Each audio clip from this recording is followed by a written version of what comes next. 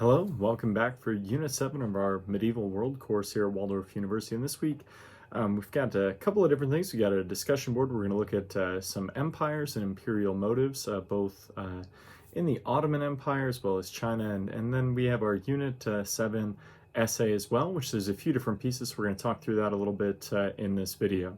One of the other things to keep in mind, we're getting closer to the end of the course, so I would encourage you to look backwards, see how things are going for you.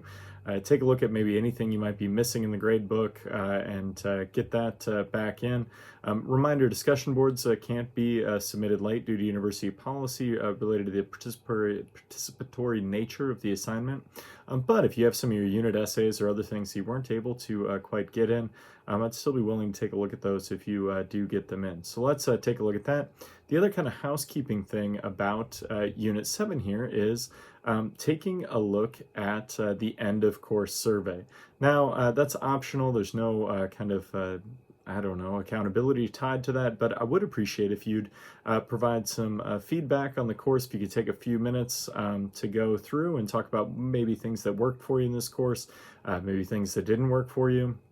I really like that feedback. I think it's good for the university to be constantly thinking about how we can continue to improve our courses, and you're a big part of that. If it's not working for you, then it's not working. So if you want to fill that out, that would be awesome. So this week over the discussion board, we want to talk about the question, in light of the relationship with European powers, what ways were the histories of China and the Ottoman Empire similar during the 19th century, and how were they different? So I think as you work your way through the reading this week, you should see some pretty obvious similarities as well as differences. And some of those might be related to technology, some might be related to cultural factors, some might be related to how they're socially organizing with peoples that they're bringing into the empire. Things might be differences along religious lines or some of those kind of things. So as you work your way through, I think it's good to keep that discussion board in mind. Again, as always, make sure you're bringing in evidence to the discussion board, really rounding out those responses and representing your perspective and viewpoint. The other thing you got to do this week is our Unit 7 essay. And with this, you've got to select one of the 5 motives for imperialism,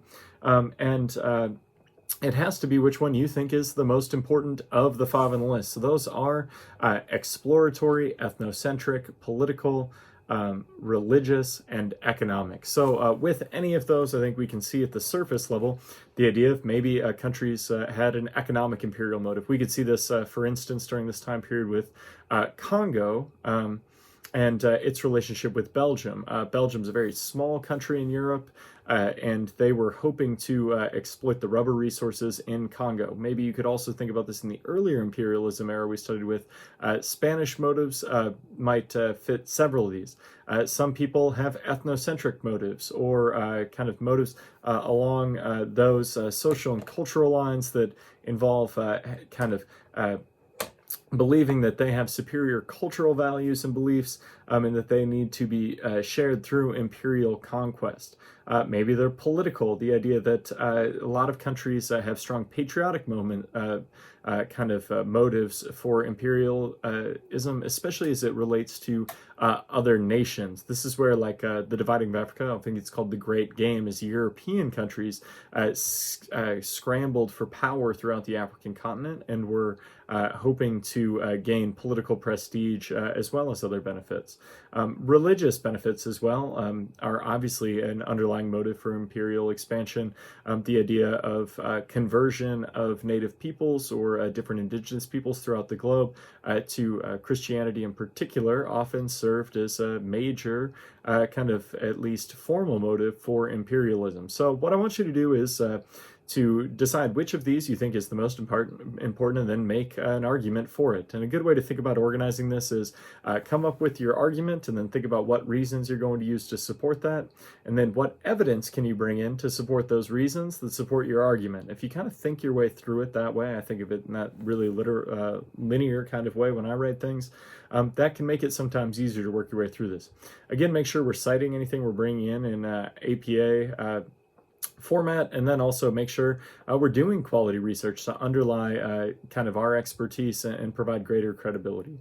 As always, if you got questions, make sure you're reaching out. I am here to help you however I can, and I appreciate the hard work you put in the course so far. Good luck this week.